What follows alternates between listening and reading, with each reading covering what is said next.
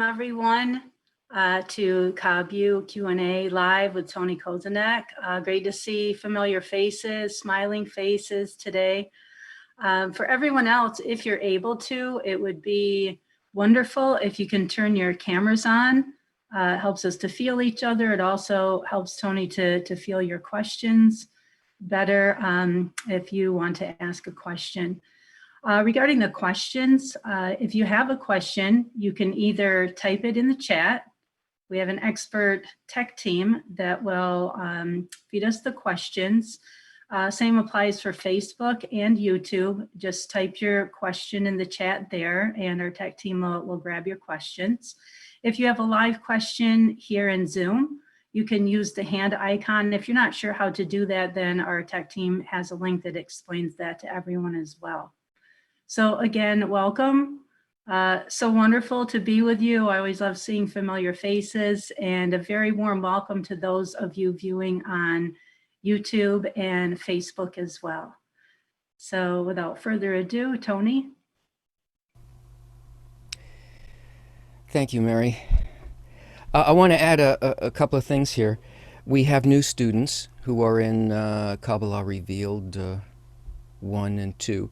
We also have people who have gone through other courses, people from the graduate environment, which is sort of like the end stage of the teaching part of KabU. There's also a sort of a community part and a practical application part. So that's the gateway to practical Kabbalahs through the grad environment. But I want to tell you that we're going to prioritize questions that are coming from the new students first, and we're also taking questions from YouTube and Facebook. So to the grads, just to understand this event is basically for the new people. Ask your questions, but we're prioritizing that way. Also, if your question it seems like we can't really answer everything, and we're also the people who are working in the background, and there's a whole team, a big team of people who are students just like you, who now are serving other students, so that you can share in the experience and the wisdom that they've received. It will not help to personal message people that you know saying, well, why didn't my question get answered, and so on. It's just it makes it hard for them to concentrate on the complex thing that's going on behind the scenes. Your question hopefully will get answered, and if it doesn't, you can talk to an instructor, or you can put it on the forum. We'll try to answer as many questions as we can. Yeah, please turn your cameras on. There's very few cameras on. It makes it really difficult to feel what you need and what you're really asking. This is not radio. This is a relationship. So let's have one. So please turn your camera on, and it gives a sense that the others who are here are also not alone. Because this is a major part of what we're doing here. One of the, people come to study for a lot of different reasons. Maybe people, something about Kabbalah, or you've heard about it, or you've always been curious about it, or somebody told you should look at it, or it's always been in your heart in some way or another. Some people may be coming because things have changed so much in the world that the general situation is one where the world itself and our entire environment is really focusing our actual needs in a very precise and deep way. We see what's going on in the world. The actions and the dynamics are huge. They're life shaking. They're life shaping. They go to the core of survival. Survival is just a way in which we begin to feel ourselves and sense ourselves against a context of life. So it brings up a really, really deep and profound need in us. So some people are coming because they're looking for some type of an answer as to, well, what is this system that I'm in? Why does it look the way that it looks? Why are all these really, really powerful forces happening now? Maybe that's how you feel about it. And so if you're coming to study now, you're lucky, because most of the population is still sort of rummaging around in the ruins of what's been, of what used to run life and how we understood it. And clearly our footing has been pulled out from under us. And we need to, more than ever, to understand, what is this system? What is the human network about? What causes the things that we see? Is it just random stuff? Is there a kind of organizing force behind it, an intelligence behind all of this? And when we say intelligence, that really only means purpose. Is there a purpose to what's going on? And if there is, can we know that purpose? So if you're coming to Kabbalah for that reason, then you've come at the exact right moment, because you're open and the gates of light are open, because it's the time in humanity for us to be able to hear and see, absorb, and make the kinds of changes to understand what causes successes and failures in human society, in the human network. What is the real cause of our suffering? What do we really need to do? And most of all, that there is a methodology to be able to do what seemed to be impossible in the past, even if your heart longed for it and you thought, well, if only people could relate to each other in a really different way, if we could care about other people, or if other people cared about me, it doesn't matter how you felt it. But it always seemed pretty much impossible. Well, not now. Everything that's going on, that's occurring, is only occurring because this is the possible moment. This is the threshold of a completely new way of living life. And Kabbalah has always been the science that looks at and understands those forces that work above and within the human network, and will be the cause of either suffering, wars, or whatever we think of as suffering, or the fulfillment and enlightenment of the human network. So, and I've got something for you. I'm not going to play it now, but it's part of a new lesson series that will be available, and it deals with this subject and the large strokes of our development. And it will be on, there's a new site coming. You'll all be invited to that site, and it'll have a lot more features, and it'll be a lot cooler than the site that we're on now. But first, I'll play that later. Let's get started. Mary, please, with the first questions. Okay, sounds great, Tony. The first question comes from Miguel here in Zoom. Good morning, Miguel. Great to have you with us. How can I do from this very moment to start living cleaved to the Creator and the collective soul? Well, the fact that you're asking how do I from now on do this, that's the beginning. That need is the beginning of it. But what you need to do is to look around you and see that there are other people here. And actually, these squares are pretty close together. You need to get 6 feet apart? Could you?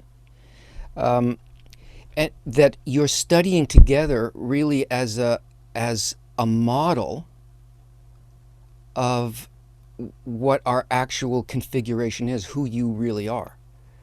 So if you want to begin, then begin by looking at your connection or your lack of connection with other people who are studying here. This is the beginning of thinking about where you're eventually going to end up in the practical work.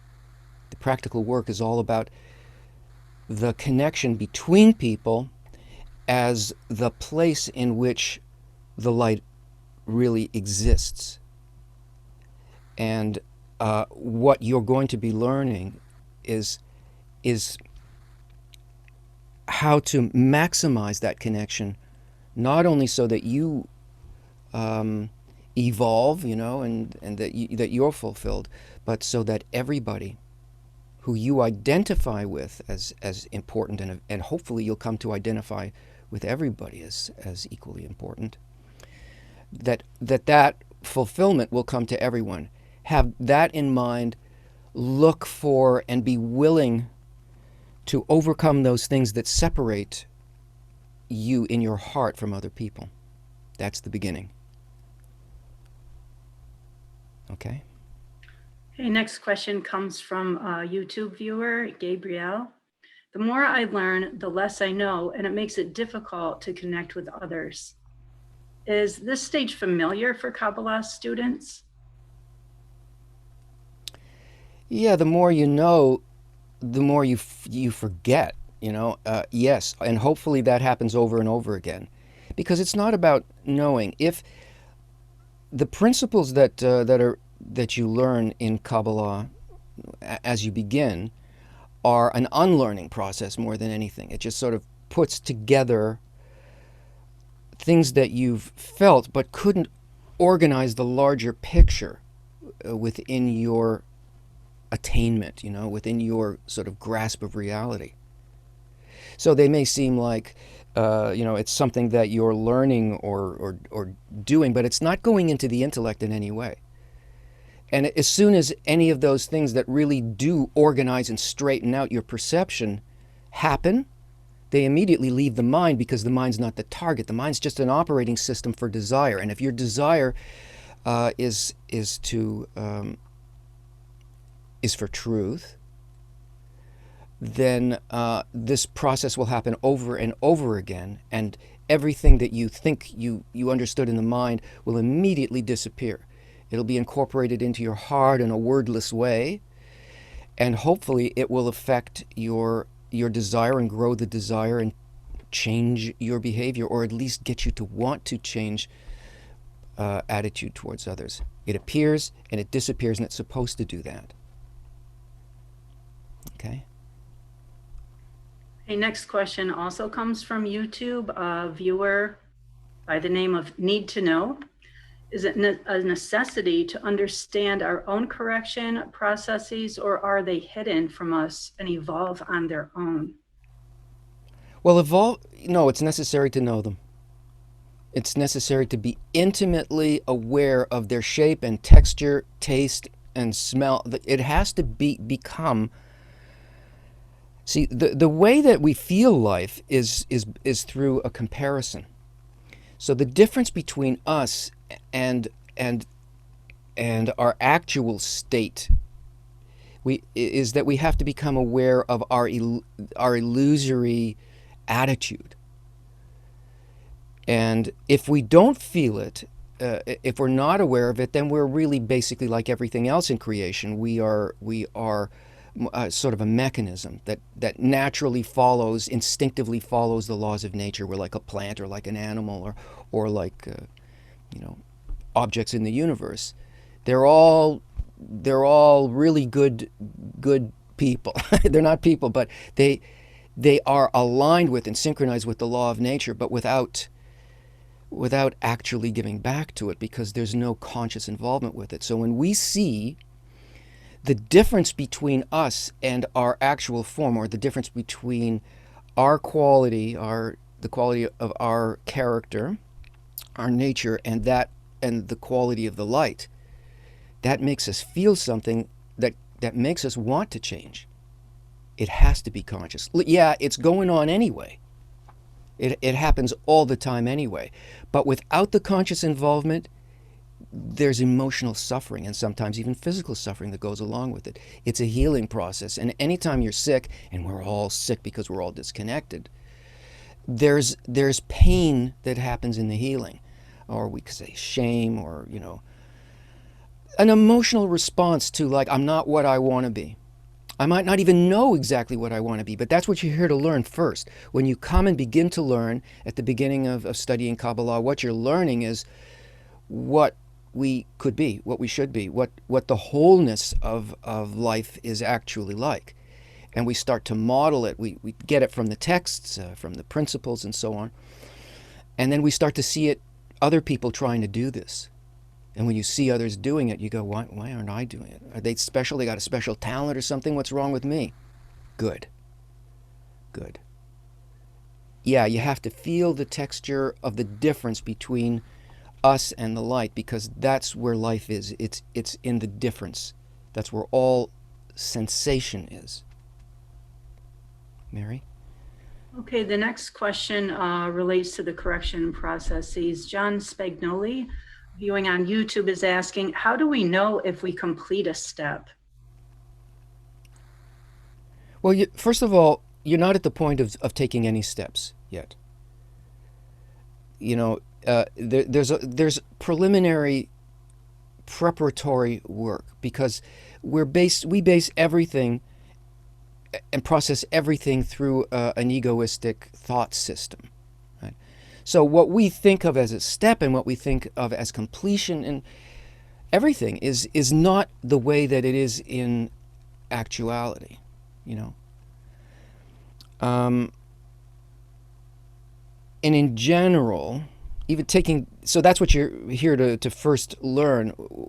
How do we, what are we looking for? What are we even measuring? You know, and I know you're kind of asking that question, what do I measure? I can't tell you that yet, because you won't be able to hear that yet, because this learning process is it's experiential. You know, that's why it's called attainment. Once we start working on the right stuff, then we start feeling the right stuff, and we start measuring the correct thing. I'll tell you though, all in all, the measurement is about what's in our heart towards others and towards what we think of as bad. It's whether or not we come to experience, like directly experience, that every action and every event and every feeling is actually a good one. But not by saying, yeah, that's okay, the Creator did everything, and that's okay, He'll take care of it, or however you see the Creator. It's not that. It's not that things, what we think of as bad, change and are taken away. It's not that we forgiveness. It's not that. It's something much more powerful than forgiveness. It incorporates all of what we feel as bad, and yet we function completely over that. We see that dynamic between good and bad. All of it is good, because we have the same attitude towards those events as the law of nature has towards us and everything in creation. That's not forgiveness. That's love. That's a care that goes above all differences and connects them. That's ultimately what we're measuring, but we don't start getting the meter until we start working directly and practically with other students, and that comes. Why with other students? Because it's like a simulator. It's a training. It's practical. It's like learning to fly a plane or something. You know, we have to understand where the controls are and what the vehicle is that we're actually flying. We're flying us, not me. So the measurement has got something to do with the, you know, what is shared between us and the quality of what's between us. But it's a tremendous adventure. It's amazing. It is change in perception of reality, nothing less than that. What seems as separated, bad, you know, over time and through your own conscious efforts, turns into something very, very different than where we started, and basically what your heart really longs for, even if you can't directly express it.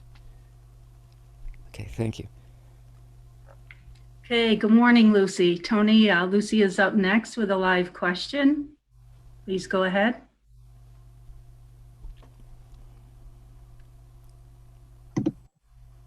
Good morning, Tony. Good morning.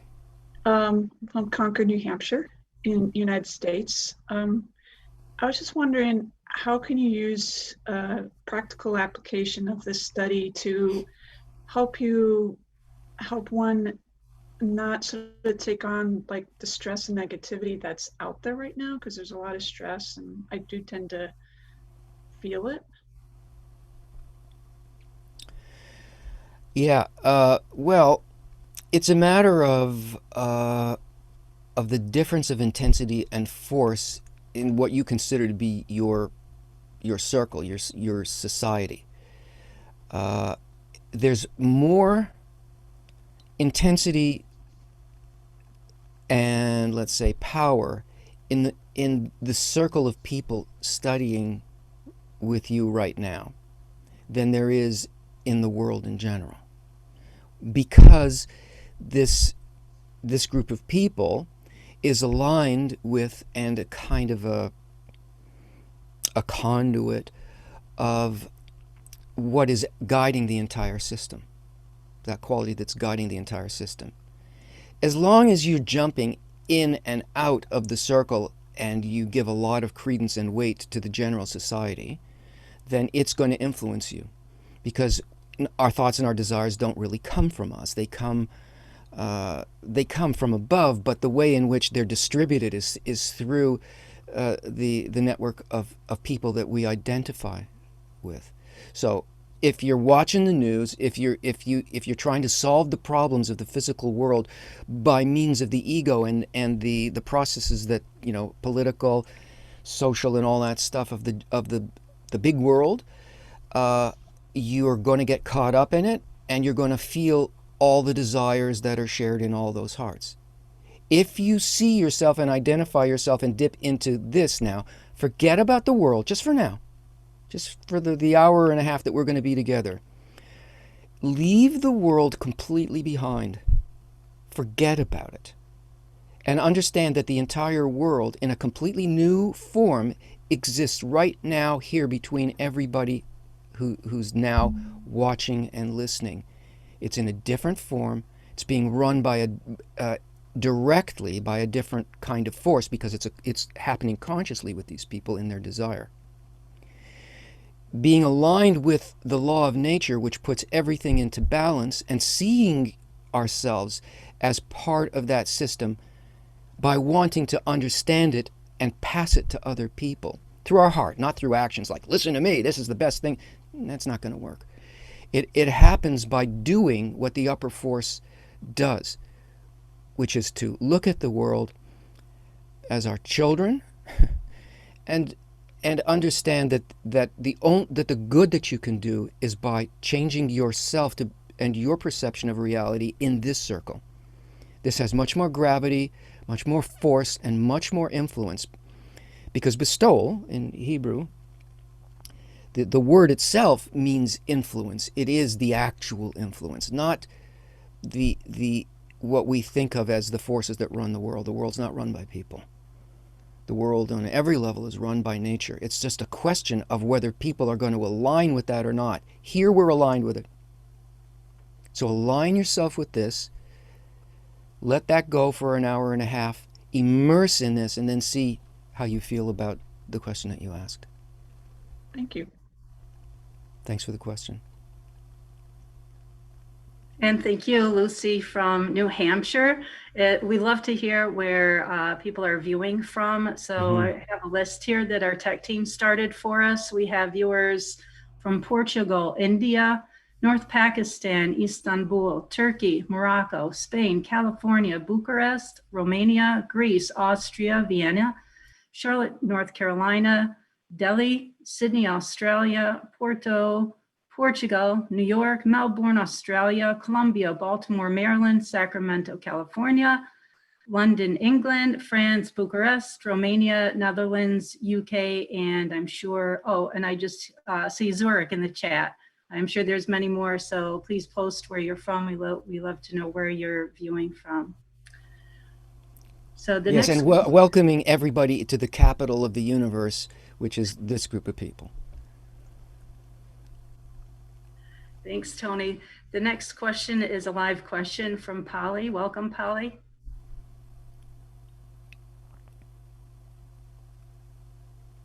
Does that mean Right, live question. That's me. Hello.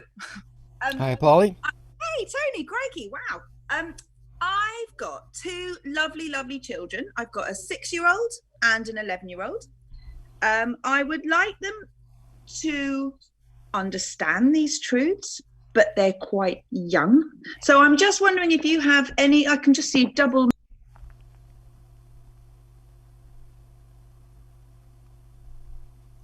Your sound dropped off. Hold on a sec. Sorry. There you go. I'm just wondering, Tony, if you have any advice for me about, I don't know, introducing them to these sort of concepts, or should I wait a little bit? Do I bring it into our daily life? I don't want to feel like I'm indoctrinating them, but I also want them to grow up understanding, if that makes sense. Have you got any tips? Yeah. They're going to learn by example, by how you how. I'm sorry. You're stuck. You're stuck with you.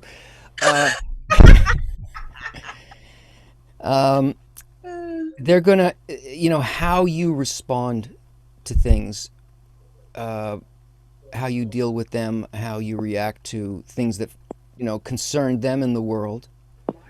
And you can't really present these things directly. Okay.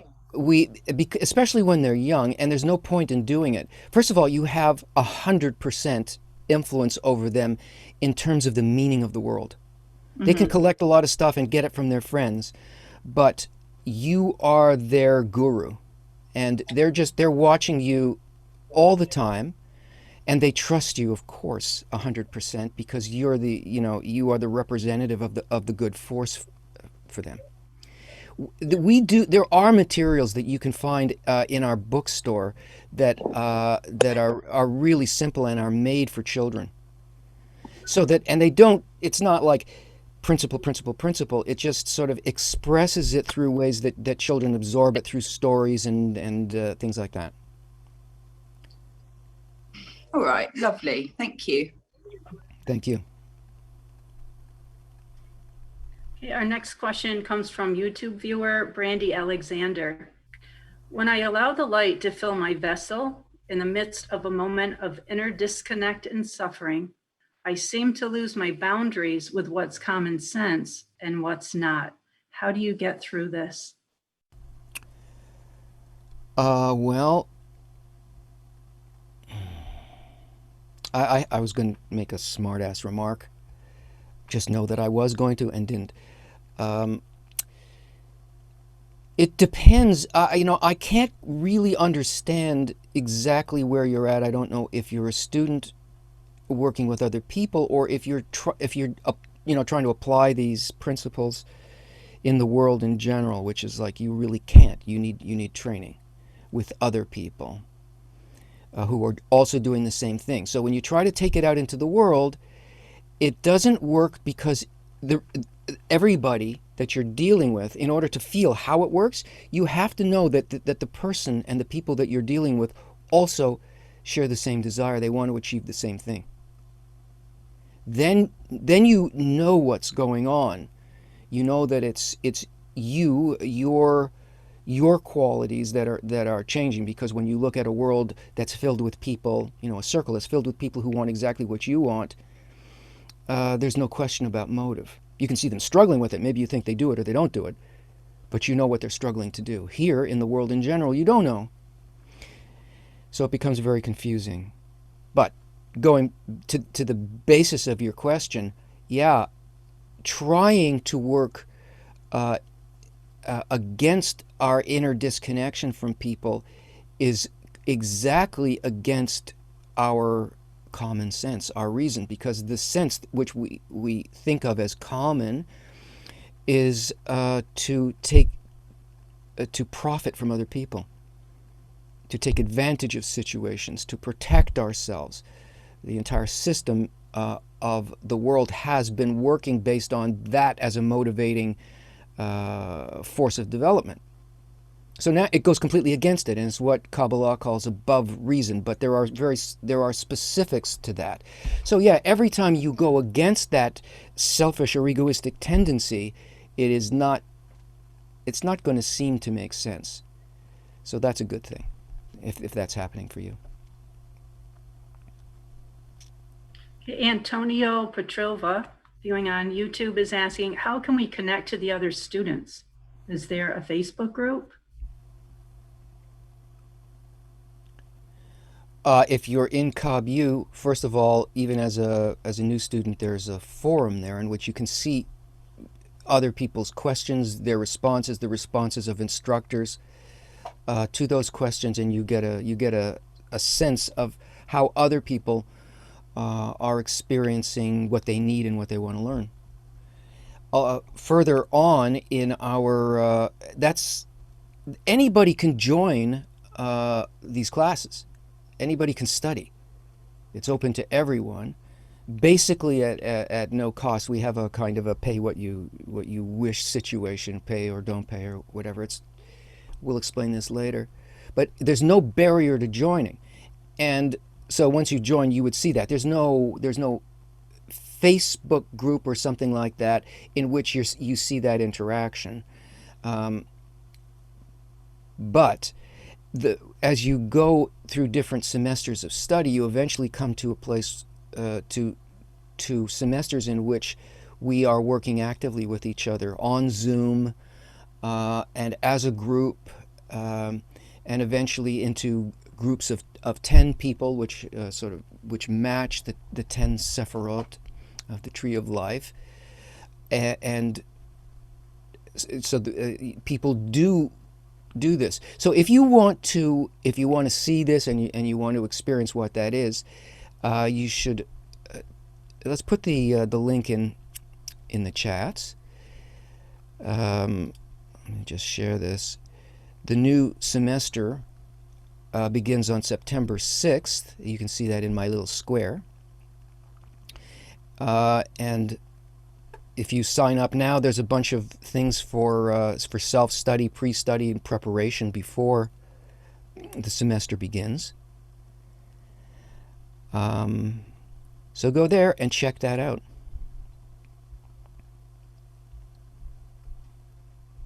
Okay, another question coming from YouTube. YouTube's a hot channel today.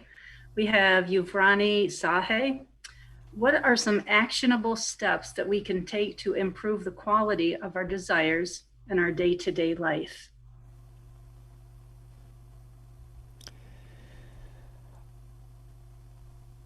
To look for connection with people who disagree with you, connection in your heart and acceptance of them, regardless of the fact that you cannot stand or agree with what they say. Because that will tell you what part of us is the part that's causing the disconnect, the ultimate disconnect. That's like the heart of the matter. Because we are one entity that we call the human network, or society. It's not society, it's a single creature, actually. And that issue is the main issue. Unless people agree with me or align with my political views or how we see the future or what I think of as good, or they're trying to come and damage me, it doesn't mean that you don't take steps, common sense measures to ensure your survival. It's not that. It's the attitude towards what you're seeing. We're searching for being able to see the good that does good to the good and the bad. So what we consider good and bad, we need to be searching for the ability to have a need to be able to see the good in this dynamic and to connect with what we disagree with over that without destroying it. That's a big ask, huh? That's why it takes, you have to learn the principles, undergo a system of unlearning and attainment, and have practical contact with other people who are also doing this. Because we get our strength not from ourselves. We don't have the strength to do this. We are built oppositely. What we need is the general, to see other people desiring this, to understand it's not our own personal dream, that we alone think, and that this is impossible. It's not impossible. The connection with others who want this brings a strong channel of light and strength that allows us to do this. So it's first there's the thing of the heart, and then practically it's like going and connecting with people who want this. There's no other way. Okay, next question, also from a YouTube viewer, Vlads1. Where do I learn about the Jewish promised land that is to come? Well, we're not teaching Judaism here. Kabbalah predates Judaism. It's the base, it's the science, an ancient science of connection with the law of nature, which we, through necessity, nature did this on purpose. We lost connection with it, and that's when the religious approach to these ideas happened. So Kabbalah it's got nothing to do with religion, but the promised land means desire. Ratzon and eretz, which these are like roots of the same principle in the Hebrew language, which is a language of Kabbalah. They point at the same thing. That is the development of a desire for direct connection with the Creator, with the law of nature, the alignment with it. So the promised land is the promised desire, or the wholeness of this desire within the human heart, and for it to go across the entire human species. This land is something that is established in the hearts of people through connection. The temple and the temples are states of more or less greater wholeness of this desire and completeness of the desire. So the place where you're really going to learn about the promised land is by studying Kabbalah. You will not learn anything except mythology and nonsense if you try to learn it from the interpreted level of Scripture, because what's in Scripture is actually scientific Kabbalistic principles that are now taught in general or understood in a very disconnected way and through an egoistic lens, in order to understand what it truly is talking about, which is talking about all of us and the development of the human species to a point where we have the same qualities as the thing that created us, the law that created us. You can only learn that through Kabbalah. Now, I would like to play you something from, share this with you, from a course that will be up in a while on our new site, and it may even be on the current site, and it's really about this issue. Let me just get set up. We'll play this and then come back.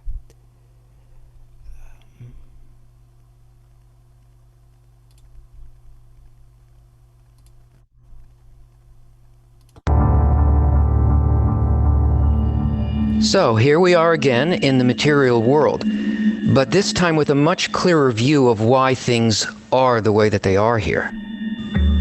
There are 8 billion people on Earth, 9 billion animal species, 400,000 plant species, trillions of planets, stars, galaxies, and vast space between them. And all of it is one desire. A single creature whose perception was intentionally shattered by the law of nature, making it feel itself as an isolated, separate part, so that it could have within itself a world and others to care for and connect into a harmonious integral system built on its own intention to bestow. Remember, in state 1, the creature wanted to reach that by its own conscious intention, not by receiving it. And that's why now in state 2, all of the currents of desire seem to flow against the law of nature.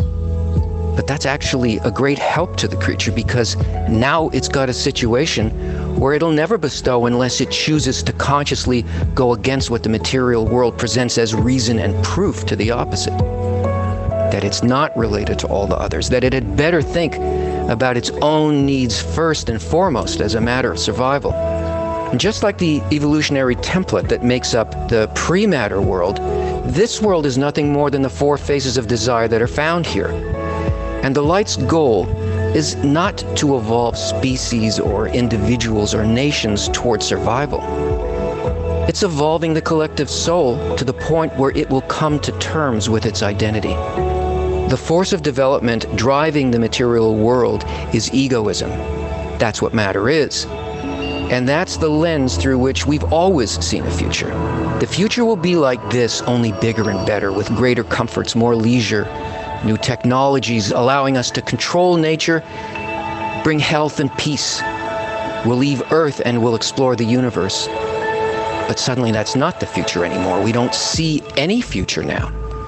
Because all the while, going unrecognized along with the addition of each material desire, the opposite collective reality became less and less hidden.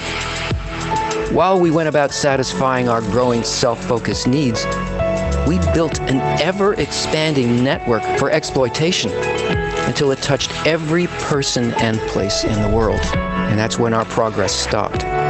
Our institutions began to fail, our governments became powerless, our science blind and destructive. Disconnection and egoism can no longer work in a network of total interdependence where the actions of each person has a tangible impact on everyone everywhere.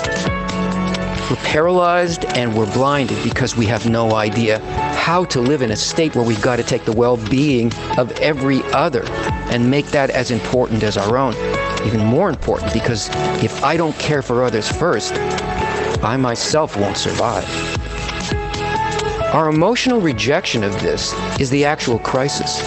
It's what's causing the fog. It feels like a looming disaster, like extinction. But of course we think that this is impossible because we don't grasp our true identity. Our development through the phases of matter is complete. And copying the template from pre-matter, we're now facing another leap into a new, more complete perception of reality, not by a force of shattering, but through a willing reunion. That's what Desire 5, the desire for spirituality, is all about, and why it can't be satisfied by anything in this world. That's why we're in the gap between state 2 and 3.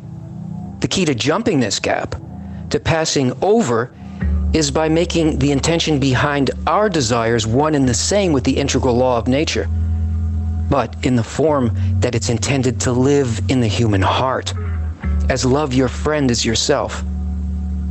This isn't a suggestion or an aphorism and anything but a naive daydream. It is the law of life, which we are only now beginning to be able to hear and understand, that it literally demands exactly what it says. Identify yourself with the other. See them as your own self. We're not separate warring creatures. We're a single soul, and every other is intimately connected to you in one body and under your care. That's who you are. That's why we can't move on now, unless by this law. We can't go back, and no one can make that leap alone. We go together, or we don't go. To be sure, this seems to go against everything that the world tells us. But what could be easier to connect than something that's already whole? We don't lose our life. We don't lose ourself. We just stop identifying with it and its tiny pleasures. They're all eclipsed by the joy that we feel in the good that's coursing through every human in the network, and we simply pass it on.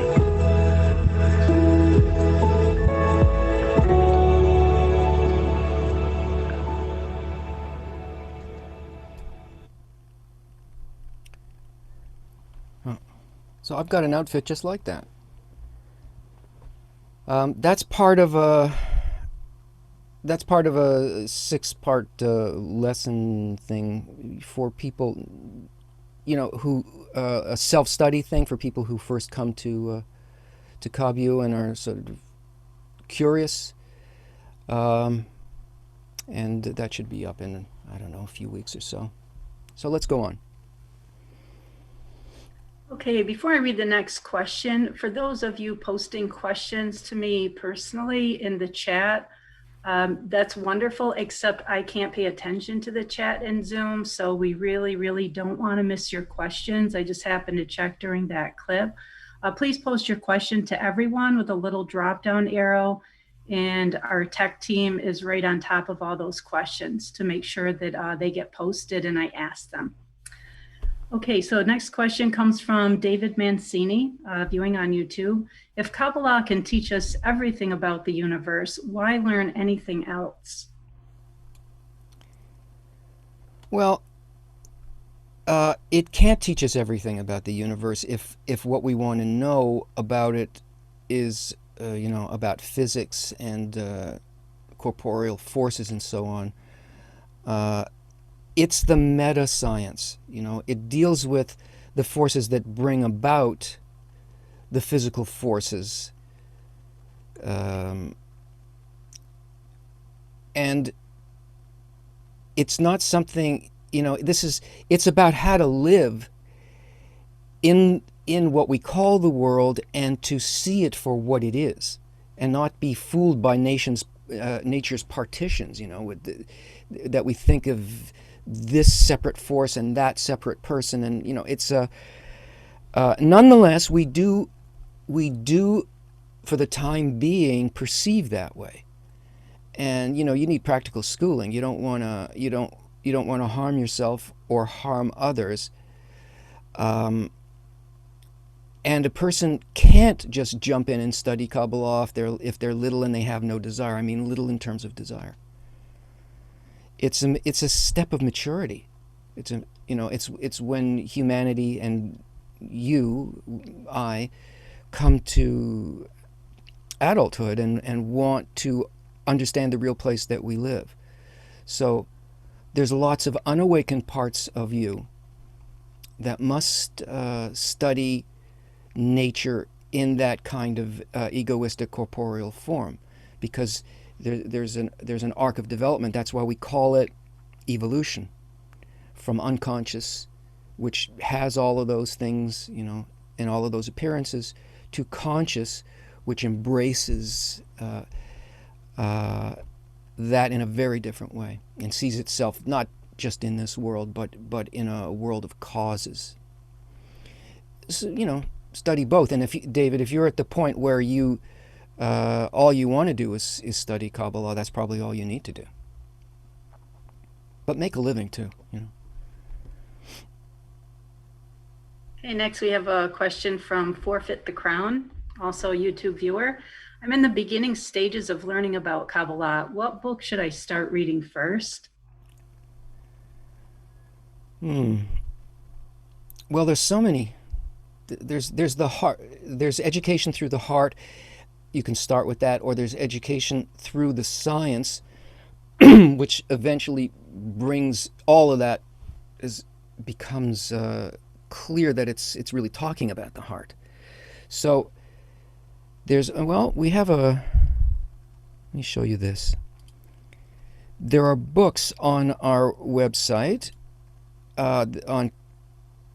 You can get this at our bookstore, but these are also the books that are used by the students who are studying with us here. And these are two book packages that relate to Kabbalah Revealed 1 and 2. And, excuse me, there are two books in Part 1.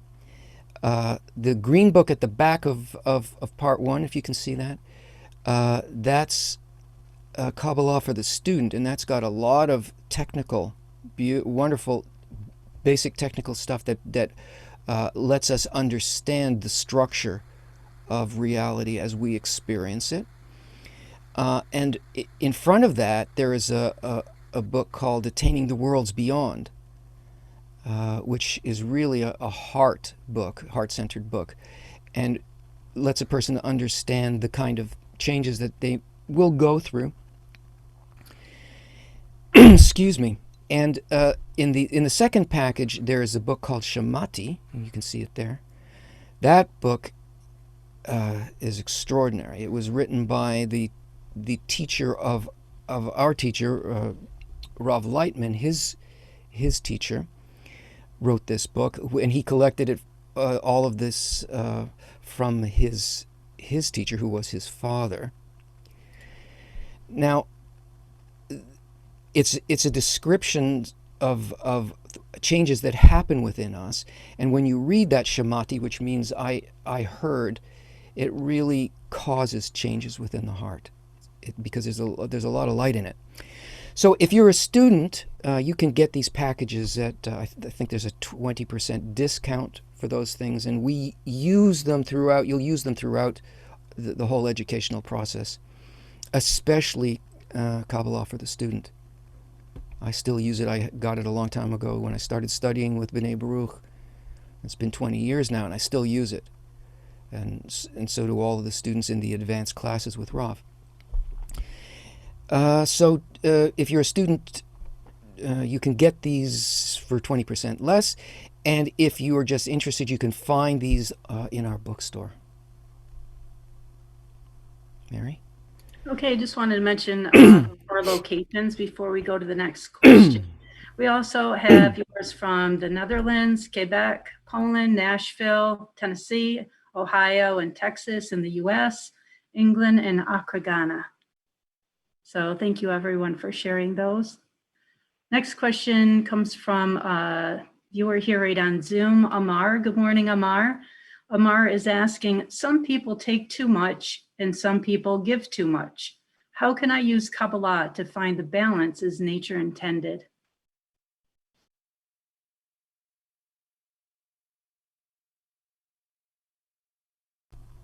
The measurement that you're making about giving and taking is reference to your ego and to your competitive situation with others in the world in general. It is irrelevant to Kabbalah. The balance is to always look to give, but you have to learn how that works by working with other people who are doing that. Because if you try to do that out in the world, you are going to be taken advantage of, because you're not going to understand what you're doing, and it's clear what everybody else is doing. They're looking for their advantage and not blaming them.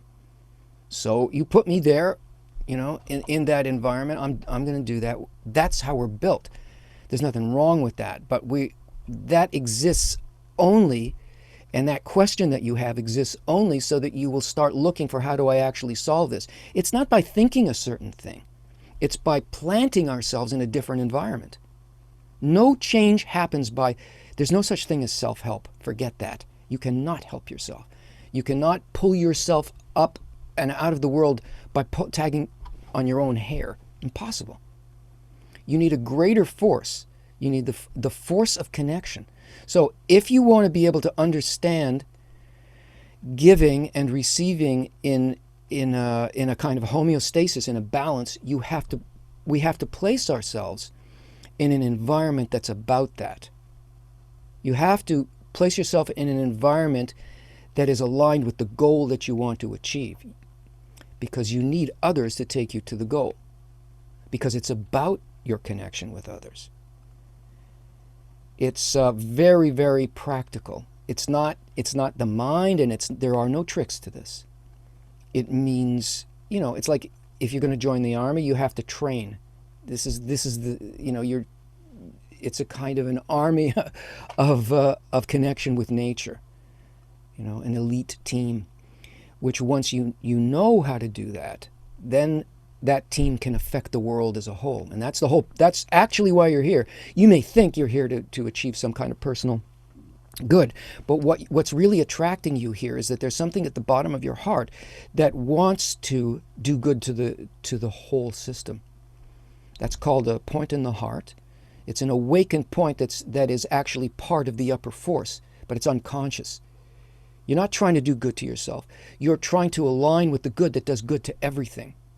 And that means we have to play by its rules. And its rules are that it creates a world and an environment run by a particular force and with a certain purpose. So you have to be in a society, so to speak, or in a network that has that purpose. That network will achieve it. Me on my own, I can't. Mary? Okay, Tony, Laura Silva is asking a question about balancing of nature. Viewing here in Zoom. Good morning, Lara. Good day. If we are the will to receive, and that will to receive is part of our nature, then can we never erase our egoistic nature? That's correct. We're not trying to erase it. It is our sensor. Well, it is what is opposite to the force of giving. We wouldn't feel the force of giving if we didn't have something that was opposite to it. There'd be no sensation. We're not trying to erase it. We're not trying to kill it. This is the big difference between Kabbalah and every other spiritual path, and it's the culmination of every spiritual path. We are trying to hold and incorporate the entire dynamic of creation and use it correctly. Use it in order to we receive. The highest attainment is to receive in order to bestow, receive in order to give. The only reason we receive is in order to fulfill the law of nature itself. Nature created it this way, but we're just using what we have in the wrong way. We're using it for ourselves, which is kind of a cancerous process. If we understand what was created, why we're completely opposite to the law of nature, then we can start to work with it and use it in its correct way. And then it transcends the dichotomy, the duality. It transcends it, and it goes into shalem, wholeness, peace, which means there's a bridge that holds this entire reality inside of a higher attitude. And that actually governs the world. The world is the interplay between the will to receive and the will to bestow. But higher worlds aren't limited. They're not caught between that. They're working from above downward with that whole plane. I'll stop there. Okay, Manuel has a beautiful question. Good morning, Manuel, viewing here in Zoom. Can you explain a little more about how a gift can be called freedom? If there is no freedom, how can I be responsible? A gift? Can you explain a little more about how a gift can be called freedom? If there is no freedom, how can I be responsible? Well, the whole point of freedom is that there is responsibility involved in this. And I think you're saying if I can't choose, then how can I be responsible? The choosing's not about other than choosing an environment. There's only one other choice, and it's a higher choice. And it's actually the same kind of thing, but on a higher level. That is to choose to align with the purpose of nature in the first place. That's a conscious thing. That's a choice. To not resist what nature and reality places in front of us and inside of us in terms of our own desire and the things that we see. Then both of those things are absolutely necessary. The place of choice is whether or not to also feel that that's exactly how it should be and to agree with it.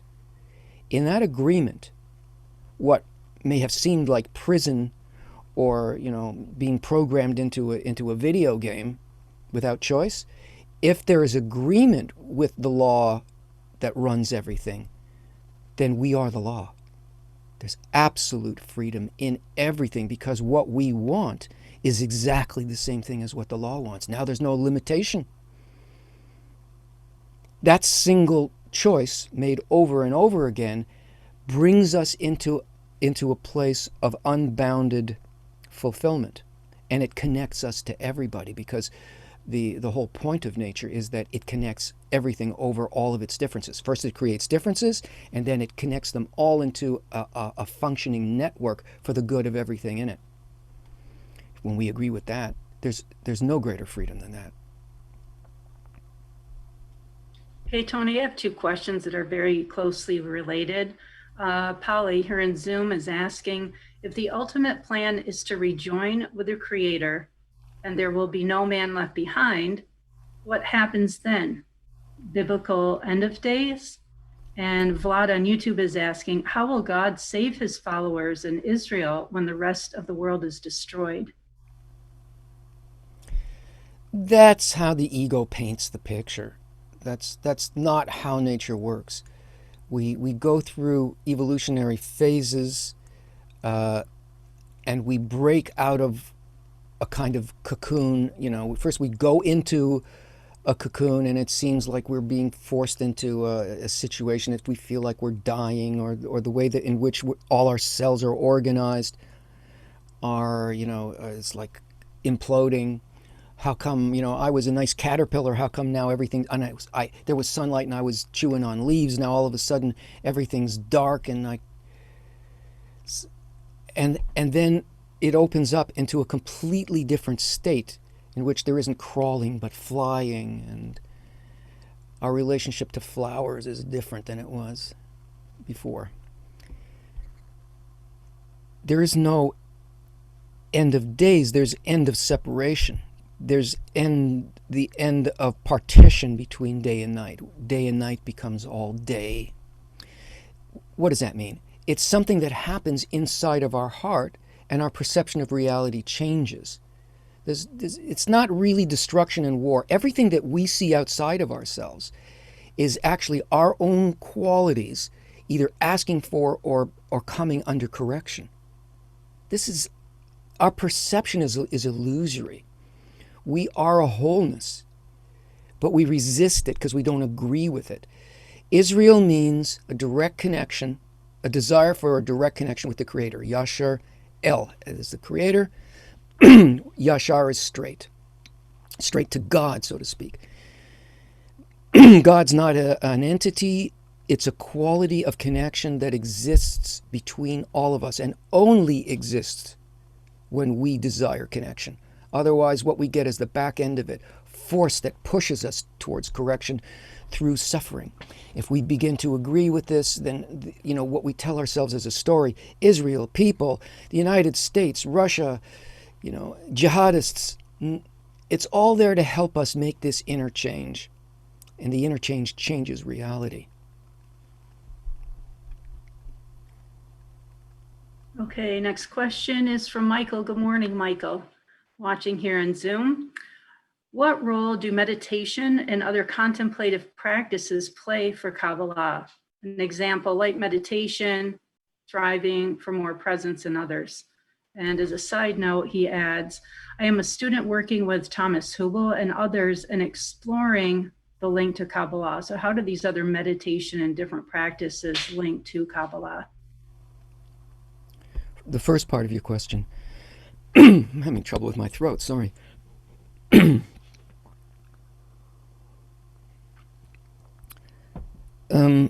way in which Kabbalah sees that's preparatory work. That's before the person finds the spiritual path. It helps delineate and give a sense of self, a certain sense of self. Not an accurate sense of self, but it allows us contact with the idea that there is self and not self, and brings up the question of a correct definition of self. So people go through a lot of stages in searching out a spiritual path. All of them valuable, all of them evolving a person, until they come to a place where all of that is set aside, and we work directly by a direct, complete inclusion into the way in which nature itself works. We align with the upper force. There is no meditation in Kabbalah. It's an active, you could say a constant interaction, contemplation of all that is happening as it happens and for the purpose of its fulfillment itself. There's no abstraction in it. There's no taking away and meditating. A lot of the things that are interpreted as meditation have been in Kabbalah have been interpreted by people who don't have and didn't have any direct access to the teaching lineage and have understood it through other paths, but not through the lens or the teaching of Kabbalah. There is absolutely no connection except as a path towards and foothills towards the actual mountain of wisdom. Hey, Rosanna Branch, viewing on YouTube, has a question regarding the study, specifically the Zohar. I have just received the Zohar and would like to ask for advice on the best approach on studying it. The only way to study the Zohar is to do it with other people. You need to be aware that you're not going to understand anything in the Zohar at all. Zohar is you need to have some training and some attainment and be working on this problem of relating to the wholeness of the human species. And understand that that's what it's talking about. It's not talking about anything in this world, and it's dressed in fables and tales and what we think of as mysticism. It's not talking about that at all. It is actually talking about exactly what's going on right now in the relationship, in our own relationship to the completeness of existence. And one has to study it with other people, otherwise we're not thinking about that. You can't just think about that on your own. You have to be working against, you have to be working with your resistance to it. So there are Zohar classes that happen on a daily basis during the week. I don't know what the time is in Asia, but it's around 11 o'clock in the morning, which you can find, I think, on YouTube. With Rav Lightman leading it, and there you'll see there are a lot of people connected. It comes up on the screen. You see like 1,000 people. That's the correct way to do it, and it's better to do it by listening, maybe reading along and listening, but don't go into it on your own. You'll just create all kinds of fantasies that will sort of distort and lead you astray. By the way, if you look at it with that understanding, that's fine. Just don't try to understand it in your head. It's not meant for the head. Okay, we have another question from a YouTube viewer, Theophilus Leakey from Accra, Ghana. My question is it possible and is it easy to unlearn the religious stuff I have learned and practiced for decades? You don't have to unlearn it. The more we expose ourselves to the correct target, it kind of eclipses the point of view of religion. It's not like religion is not useful. We just kind of ride. It's like a menu, It sort of points to the fact that there is an upper force, that everything is good, that the upper force cares for everything, that we should do good, but it's under the way that it expresses what doing good is, what the upper force is, and all that is incomplete. It's a menu. It's not the meal. And if your heart is such that you want direct connection with this, then you eventually will rise out of the steeple of your church or your mosque or whatever it is, and it'll just eclipse it. You'll see what your religion is talking about from its source and not from its brochure. Okay, another question comes from YouTube from Lear. What is the original source of Kabbalah science? Is it made by a person or given to a person from natural forces? Where does this come from? Yeah, it's the revelation of the Creator to his created beings. It goes back long time ago to the beginning of I guess, Homo sapiens, where Adam HaRishon was the first Kabbalist, wrote a book. This is almost 7,000 years ago. Wrote an actual book. You can still find this book, the Angel Haraziel, and there are sort of diagrams and writings in that book, and that was simply the attainment of a person feeling the quality, the actual quality of nature itself, the force behind nature. But it really came into its own in Babylon under the Kabbalistic teacher Abraham, who at a time very similar to the time that we're in now, when egoism was exploding and it was going through a huge phase jump out of one form of perception into a completely new kind of organization, a kind of precursor to what we're going through now. The whole world was just sort of split up. Babylon split up, and Abraham's students were representatives of all of those 70 nations from the Fertile Crescent, and they believed that what nature was doing, not believed, but they experienced through Abraham's teachings. They understood what the process was, and they wanted to align with it. And those are the ones that we call Israel, desire directly for the Creator. But they're not a race. They're not they're not a religion.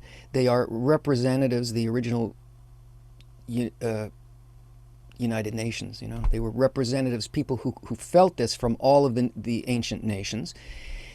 And that's where it came from. It's a revelation of nature to people, and eventually what it wants is for all people to be able to feel this and work with it, either consciously as a what you would call a Kabbalah student, which just means conscious apprehension of the law of nature and alignment with it, or it will affect the world as a whole unconsciously. It's not made up. It was revealed. Okay, next question regarding Kabbalah and how that relates to other practices and religions. Hossein Macon, here viewing on Zoom, is asking, what is the relationship between Kabbalah teachings and Islamic Sufism? I'm a student of Islamic Sufism, and I have seen many similarities. Yeah, it's very similar. I would say Sufism is perhaps the closest relative to Kabbalah. It deals with the same principles. It is a form of Kabbalah, actually. It's just one suited to a particular type of character, mindset, and culture. There are some differences, but Sufism immediately goes into the heart, works immediately from the heart. It didn't go through the Western route. It didn't have to go through what the Kabbalists went through, which was the complete shattering and spreading out through the entire world and accumulating, the enlightenment and all of the processes, mental egoistic processes that have to now be corrected. This is why we're seeing changes in our civilization, extreme changes. Sufism stayed located mostly within its original area where it received it from Abraham. Has a different job to do, but it's the same. It's the same. Okay, next question comes from Alita, viewing on YouTube. Is it possible for anyone to attain the qualities and understanding of each sphirot or pillar? Yeah, but it's not each. It's all. Everything is that, and the process that we go through is not about understanding what the sphirot are. It's working with them in other people. Eventually, a person comes to work in what we call a 10, a minyan, which is 10 people, or actually the quality of 10, not so much the number, which is a working group of people that are working with the law of nature in a circle in which, small enough, in which we're able to really feel and see everything that's happening and between us in our heart, and to feel what the collective mind and heart is. That's what the 10 Sephirot do. It creates realities of relationship and system. It's not about understanding this sphere or that sphere. It's understanding that, or feeling that this is the person. The 10 is is sort of the representative of the creature. The creature is the... It's like that. It's like it's one thing. It's not pieces. We're not trying to understand it or feel that in any way. We're trying to feel others in a correct form. That's what the tree of life is. It's much more heart-centered. Okay, next question. I was just previewing the name here. Slightly Slanted Sleuth 3 for Truth from YouTube is asking, Sphirot is just a metaphorical tool to establish higher understanding, right? It's not metaphorical, but the second part is right. Yeah, it is higher understanding. It is us at a higher level. It's us identified with the system of nature. It's not a metaphor. It is the reality. This is not. Okay. Okay, next. Earlier you mentioned becoming part of a 10, a mignon, Tony. So Antonio Petrova, viewing on YouTube, is asking, how can we pray properly before we become part of a 10? You're praying all the time. What you want, what you feel you need, and what you ache for emotionally is really your prayer.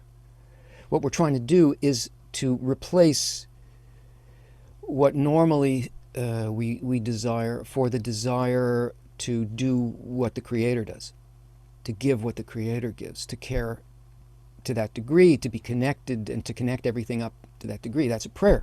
You already have it. It doesn't matter what you say at all. It matters what's actually in your gut. So before then, you're already doing it. You're doing it all the time, and it's what determines your next step of development. It's what leads you on your spiritual path. Is what your underlying general desire. The point of prayer in the 10 is that becomes a conscious process, not because, oh, I'm so good and developed as a Kabbalist. It's because prayer is actually the mutual good. There is no individual prayer. So prayer really begins when we're working with other people and working, sort of sensing and caring about the desires of other people. That's a prayer that connects with the upper force and allows what the upper force wants to do to come through unhindered. It's called the prayer of the many.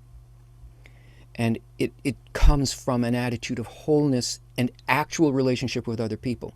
But you're already on that, wherever you are, you're already doing that in some degree, but what we're trying to do is to do it consciously in a real connection in its actual degree. Hey, Ines here with us on Zoom wants to know, how does Kabbalah see God? Who is God and who are we in relation to God?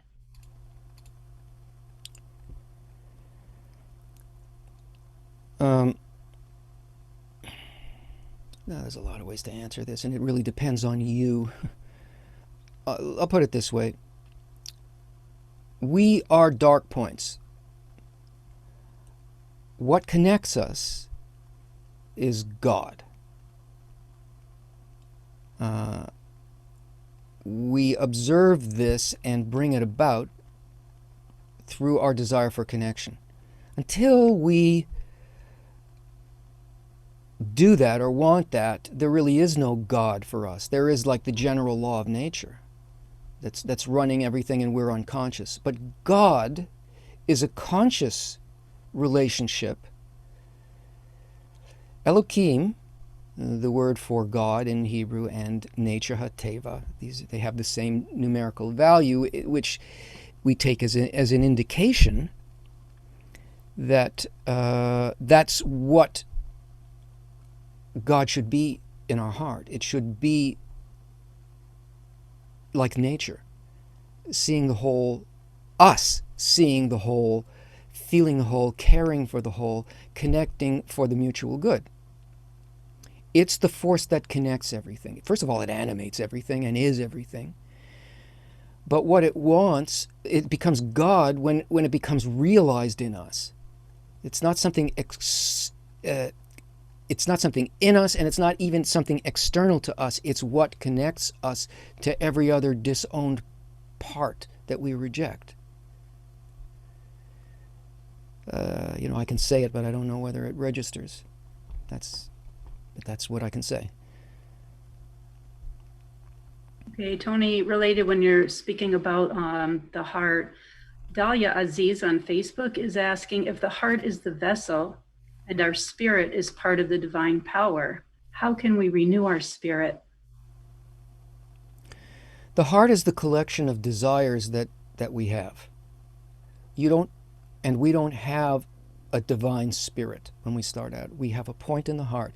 We have an aspect, a small enclosed desire for what the Creator intended as the purpose of life. We have a tiny spark like that. Our vessel, our divine spirit, is others. And we don't experience it until we work with and for others. That's the actual vessel. What we have now is a little spark that we want to put together with others and reassemble the original light that was shattered when the physical world was created in our perception. Mary? Okay, next we have another question from YouTube. I apologize, I can't quite make out the name. It's in different types of characters. Does Kabbalah believe in a Messiah? If so, when will the Messiah manifest? Kabbalah does not believe in anything. Kabbalah is a science. Mashiach is a force that pulls us out of our egoism. Limshoch means to pull. Mashiach, it comes from the same root. Moshe, Moses, same root. And Messiah is a state of. Actually, we are right now in the beginning of Mashiach, of the state in which humanity comes to know and desire and actually achieve this force that comes out of the egoistic force of development and into altruistic. There's no focus on an individual person. It's the antithesis of the individual Messiah. There is no such thing. There is a state that we come to in alignment with the purpose, meaning in alignment with the law, and it's shared among everybody, and it brings good, or actually it allows us to perceive good. No matter what we're seeing, we perceive the good and we do good to others. That's a general state across all of humanity, not an event in history about a person, but a point in the development of life itself. Okay, good morning, Joseph. Tony, next up is a live question from Joseph. Please go ahead.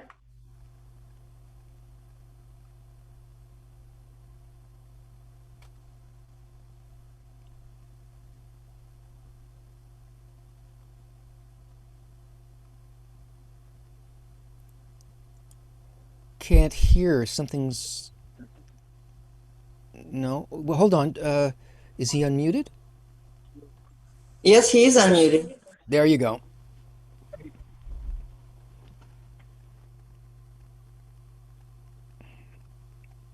He just got muted again. Don't change your setting. Let the people who are running the Zoom unmute you. Try now.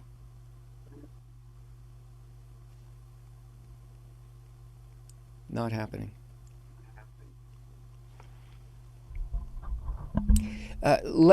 Maybe help him do it so he can do it. Come back and ask his question.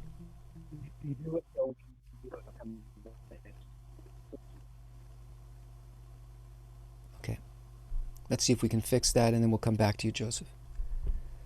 Okay, so let's go on to another question from a student here on Zoom from Stefan Seam. Were we destined to study Kabbalah and be with our fellow students? Yes. Sure. Everything everything is laid out. But the way that we feel it is that, gee, I want to do this. So things that seem like really difficult are really easy if when we feel it as our own desire. That's pleasure for us, right? We feel pleasure when our desires are fulfilled, where we find what we feel that we're seeking. What's actually happening is our development is presented to us through a desire and its fulfillment, taking us no place other than the intended purpose of creation in the first place. But along the way, because we feel these things as though they were our own desire, we feel gratified by that process. Everyone's where they're supposed to be, and what you understand or what you don't understand, whatever you're dealing with in your life, it's absolutely perfect and the intended place for us to be at this point in our development so that we will develop.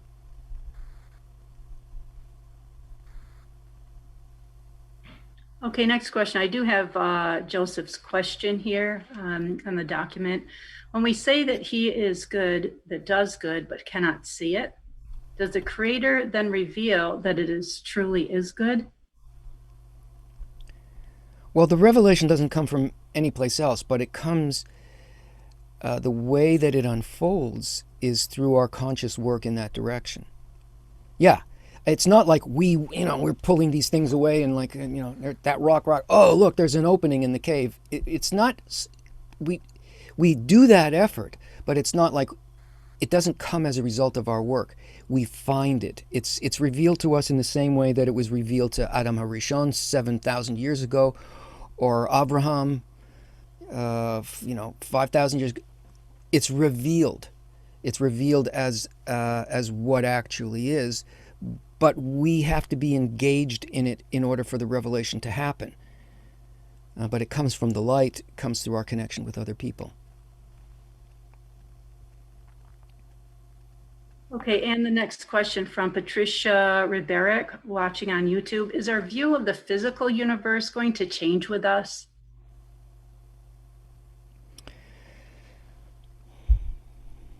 Well, yes.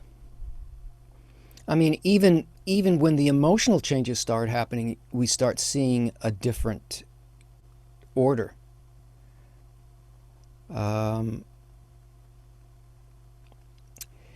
As far as the extremity of like seeing something in the way that we think about it in terms of like science fiction, well, we'll see when we get there. But the purpose, when the heart changes, the world we see actually changes. Even to a small degree, you'll find this. Even to a small degree, you start seeing through the appearance to the actual forces that are running things in the relationship between people, and especially in our own attitude, and how that's affecting everything. Okay, I just want to let everyone know we had so many amazing questions today. There were many, many, many that we did not get to. For those of you that posted your questions, thank you so much for opening up worlds today with a live Q&A. And I just wanted to mention a few more locations. People were excited to share where they're from. We have friends viewing from Florida, Vancouver Island, British Columbia, Canada. So it was wonderful to have everyone here together. Amazing questions again. And if you're in Kabbalah Revealed 1 or 2, you can take your questions to the forum. We do have a few announcements. The next semester begins September 6th. If you're watching on YouTube and Facebook and you want to sign up for the course, you can do that. You'll see the links in the chat, and pay what you wish tuition. If you want to participate in the course tuition or simply support the spreading of the wisdom of Kabbalah, you can do so on Pay What You Wish page. And for the books, if you are in Kabbalah Revealed 1 and 2, you can get your course packages with a 20% discount. And our tech team are sharing the links in the chat for that as well. We have new live shows regarding the current COVID state and the new degree that the world is transitioning to. If you follow us on social media, you'll see all of the information there. We have tripled our content creation with many new live shows going on now, both on the Kabbalah Info YouTube and Kabbalah Facebook channel, and also with Kabbalist Dr. Michael Lightman. So be sure to follow and subscribe to those channels. And next Saturday, August 15th, there's something very amazing happening. It's going to be our first global virtual connection convention. Up until COVID-19, we gathered in places around the world physically. So this will be the one that's truly all virtual, where all students will be participating online. So please stay tuned for more details on Kabbalah.info Facebook page, and you'll see all the details for that. Again, that's next Saturday, August 15th. And again, thank you. It's really wonderful to be with all of you, and Tony, amazing as always. Thank you, everybody. Thank you, Mary. Yeah, these were really good questions, and the feeling here, really, really good. They seem to be very sincere and very heartfelt questions, and that really helps. So thank you. It was great to be with you, and bye.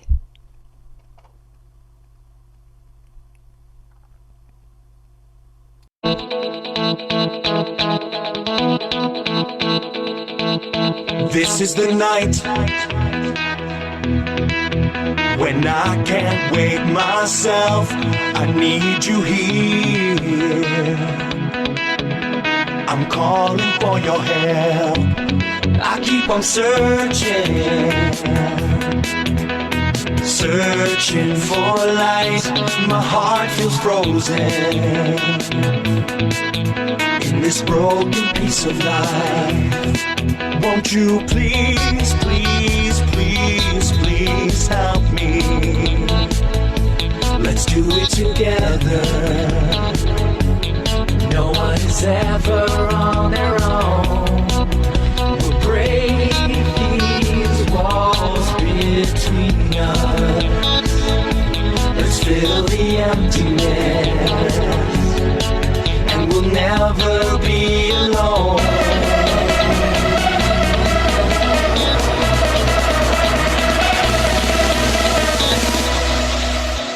We are the people. We are born to love. Love's a shining light when we unite in this crazy life. We are the people. We are born to love. Love's a shining light when we unite in this crazy life. I'll be with you. I'll be with you. Heal this broken path. We'll end the misery. I'll give you all I have. I'll be your shoulder. Always around. Just hold on to my hand. And I won't let you down. Won't you please, please, please, please help me? Let's do it together, and we'll see a brand new world.